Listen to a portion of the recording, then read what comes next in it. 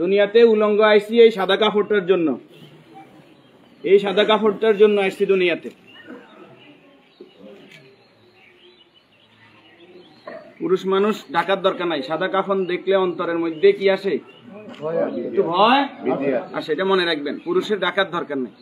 মহিলাদেরকে এভাবে উপর দিয়ে ঢেকে দিতে হয়। মরণের হরে জীবিত থাকতে দরকার নাই। কি কন? আমার মেয়ে, আমার স্ত্রী, আমার বোন, আমার মা বেপরদায় চলে, আমরা হইলাম দায়ুস। ওই পুরুষ দায়ুস যে তার স্ত্রী সন্তানকে পর্দা করায় না। আপনি থাকতে আপনার স্ত্রী কিভাবে ফেরিওয়ালার সামনে যায় আলু ফ্রাইস কিনে? আপনি দেশে থাকতে, আপনি এলাকা থাকতে আপনার স্ত্রী কিভাবে মার্কেটিং করে যায়, এভাবে বাজার সদাই করে? আপনি পুরুষ কেন পর্দার ব্যাপারে সচেতন নয়? আপনার উপযুক্ত মেয়ে ওড়না ছাড়া ঘর থেকে বের হয় কিভাবে?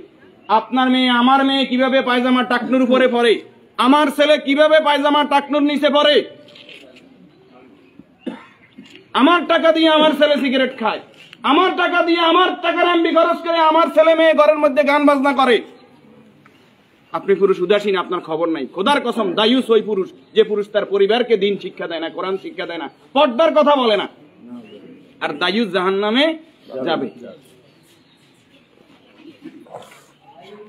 এই দুনিয়াতে আসছে সাদা কাপড়টার জন্য, শুধু এই সাদা কাপড়টা অ্যারেস্ট করার জন্য। কিন্তু এই সাদা কাপড়টাও নিজের টাকায় কিনা হয় না, নিজের টাকায় কিনা হয় না। আত্মীয় স্বজন কেউ না কেউ, আমরা অনেক সময় শুনছি যে 3.5 হাতের মালিক ছাড়া আমি ন। আমি নিজে 8-10টা কবর এইভাবে দিছি যে উনি যে জায়গা দেখাই গেছে এই জায়গায় কবর দিন, আর জায়গা দিছি আমাদের বাড়িতে। কথা কি বুঝতে পারছেন?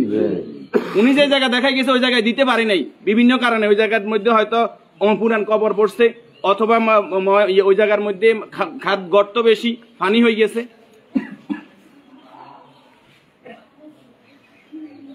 তাহলে আমার শেষ জায়গাটাও আমার নির্দেশনা মতো হয় না, পরিবারে যারা আছে তাদের নির্দেশনা মতো হয়। যে রাসূলের শানমর্যাদা এত বেশি, সেই রাসূলের প্রতি দুরূদ ও সালাম সাল্লাল্লাহু আলাইহি ওয়াসাল্লাম। সম্মানিত উপস্থিতি, আল্লাহর গোলাম চেহারাতে বলতেছে অবশ্যই নেককার পরেজগার ছিল। আল্লাহ তাআলা ওনার জীবনের গুনাহগুলো মাফ করে দেন, আমিন। যে নেক আমলগুলো করেছে, দান সাদাকা করেছে, এর বদৌলতে কবর, হাসর, মিজান, ফুলসিরাত আল্লাহ কি করে দেখ, মাফ করে দেখ। আমরা যারা জানাজায় উপস্থিত হয়েছে আল্লাহ আমাদেরকে মাফ করে দেখ। আল্লাহ তাআলা এই পরিবারকে ধৈর্য ধারণ করার তৌফিক দান করুন, আমিন। 40 জন জানাজাতে কাদেরকে উপস্থিত করাইবেন? আমাদের কত বলবো, বলতে আর বলতে মনে চায় না। সব জানেন কিন্তু আমল নাই। আপনি জানেন যে আত্মীয়তার সম্পর্ক নষ্টকারী জাহান্নামে যাবে, আপনি নিজেই সেই সম্পর্কটা বারবার নষ্ট করেন। আপনি জানেন যে আগে সালাম দিতে হবে, আপনি সালাম দেন না। আপনি জানেন যে নিজের জন্য যেটা ভালো মনে করি অপরের জন্য সেটা ভালো মনে না করলে আমি ইমানদার নয়। আপনি জানেন প্রতিবেশীর হক নষ্ট করলে ইমানদার নয়। কই নাই, সব শুধু জানি, আমল করি না।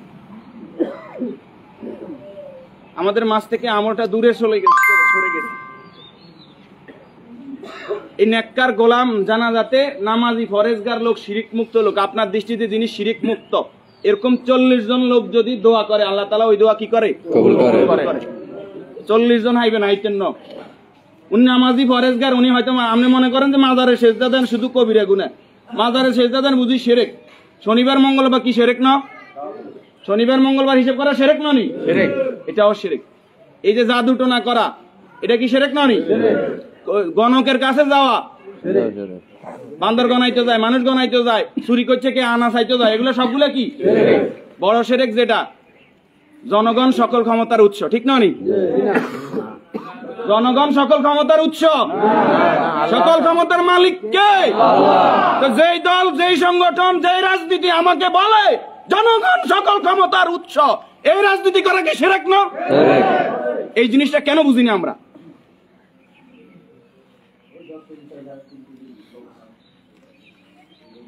আপনি মুখে বললেন জনগণ সকল ক্ষমতার উৎস, অন্তরে আপনি বলবেন যে হ্যাঁ আল্লাহ সকল ক্ষমতার উৎস, এটা তো আল্লাহ মানে না। মুখে যেটা বলতে হবে অন্তরে এক থাকতে হবে।